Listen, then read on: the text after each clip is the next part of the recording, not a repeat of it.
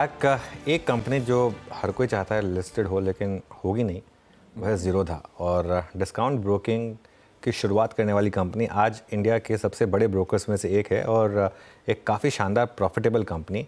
FY24 में company को bumper मुनाफा हुआ है, लेकिन क्या ये बढ़ोतरी आगे भी जारी रहेगी या यहाँ कुछ रेड फ्लैग्स हैं? कंपनी के को-फाउंडर और CEO नितिन कामत ने इस पर एक बड़ा बयान दिया है। आइए आशीष से समझते हैं कि क्या कहा है कामत साहब ने। आशीष, पहले तो नंबर्स बताए कैसे लग रहे हैं और क्या कहा फिर नितिन कामत? ये सब कुछ क्या जर्नी रही है ज़ीरोधा की। 15 अगस्त 2010 इसने कामकाज की शुरुआत करी थी और तब से भारतीय ब्रोकिंग इंडस्ट्री को कहना चाहिए रेवोल्यूशनराइज कर दिया है। इसने अपने इंडस्ट्री पीयर्स से कहीं बेहतर ग्रोथ डिलीवर करी और जैसा आप मेंशन कर रहे थे, आज इस देश की सबसे बड़ी ब्रोकिंग एंटिटी बन के उभरी है। जहां तक फाइनेंशियल्स की बात है, जो इसने FY24 के रिपोर्ट करें, वो फाइनेंशियल्स ओवर द ईयर्स मैंने आपकी स्क्रीन पर रख दिए हैं। ज़ीरोधा आज 8,000 करोड़ रुपए से ज्यादा का रेवेन्यू क्लॉक करता है और उसके सामने 4,700 करोड़ की प्रॉफिटेबिलिटी। 61% साल दर साल प्रॉफिटेबिलिटी में जंप था इस FY24 में ओवर FY23।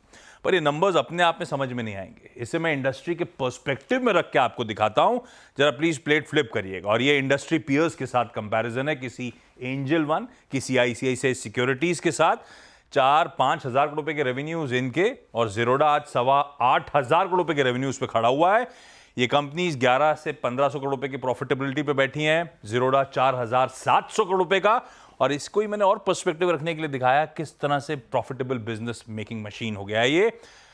56% के पैट मार्जिन्स इस समय पैट मार्जिन्स हैं ज़ीरोधा के।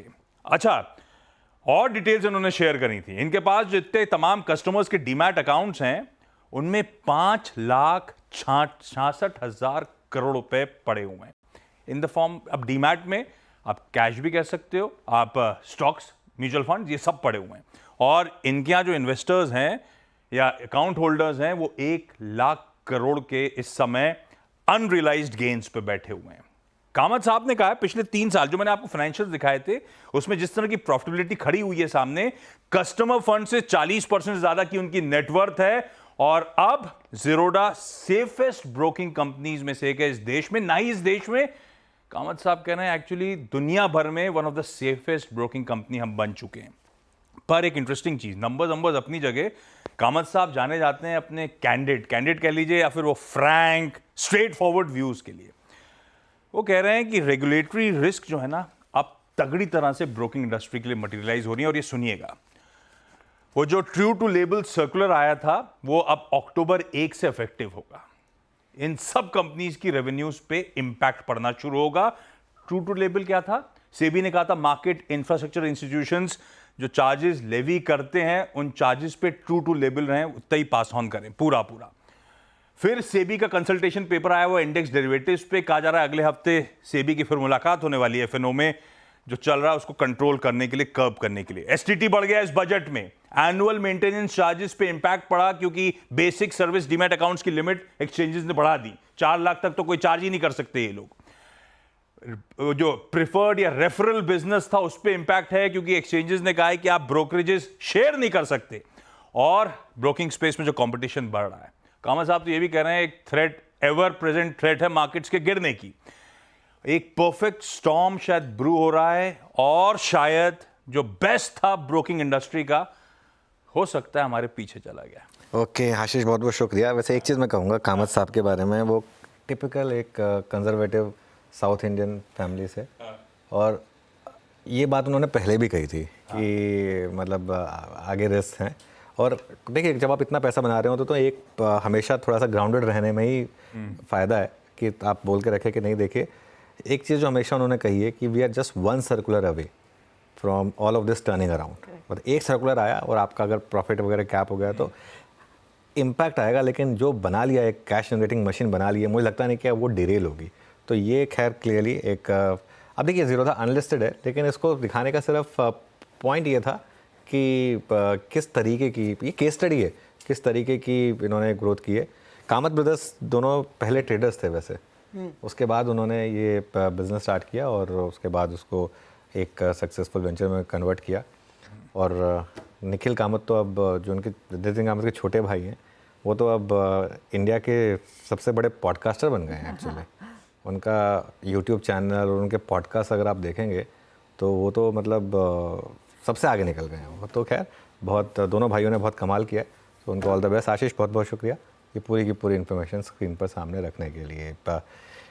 इससे एक और क्या चीज़ सीखने को मिली, देखो ज़ीरोधा पर रोज़ सुबह सुबह लोग शुरू हो जाते हैं, ट्रेडर पैसा बनाए या ना बनाए, ब्रोकर पैसा बनाएगा। अल्टीमेटली बात यह है सारी की सारी कि ब्रोकर तो पैसा बनाएगा, क्योंकि ब्रोकर तो पैसा बनाएगा चाहे आपका लॉस हो चाहे आपका प्रॉफिट हो।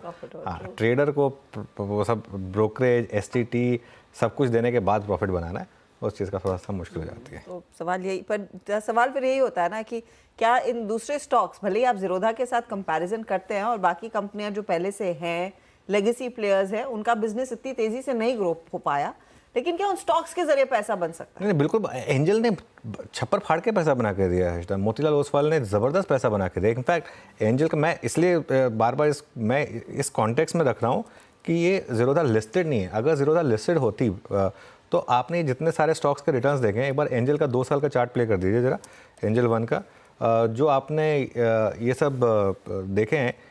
और एंजल का मार्केट कैप करीब करीब 23,000 करोड़ का है इस समय। अब आप इमेजिन करिए, अब आप ज़ीरोधा को फॉर एग्जांपल कितना पी देंगे। अगर यहाँ पर मैं चार्ट मांग रहा हूँ स्टॉक का, एंजल का, एक बार वो चार्ट दिखा दीजिए। तो अगर आप इसने यहाँ पे 50 का पी देंगे, कितने का पी देंगे? अगर 50 का पी देंगे तो 3 लाख करोड़ का मार्केट कैप हो गया। 20 का पी देंगे तो 1 लाख करोड़ का मार्केट कैप हो गया। ये तो अब ये ना डिपेंड करता है, क्योंकि अब फॉर एग्जांपल जोमेटो का आप किस चीज़ का वैल्यूएशन दे रहे हैं?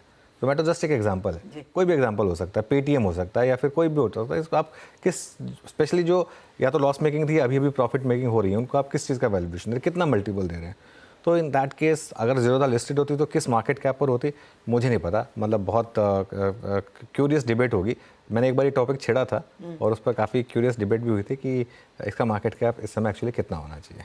तो एक बढ़िया अपॉर्चुनिटी ऑफ कोर्स ये ज़ीरो ब्रोकरेज डिस्काउंट ब्रोकिंग कंपनियों ने ऑफ कोर्स कमा कर ली है, और बाकी लोग भी कंपटीशन में इन लाइन बैठते हुए दिखाई दे रहे हैं। शुक्रिया आशीष उन तमाम डेटा पॉइंट्स के लिए। एंजल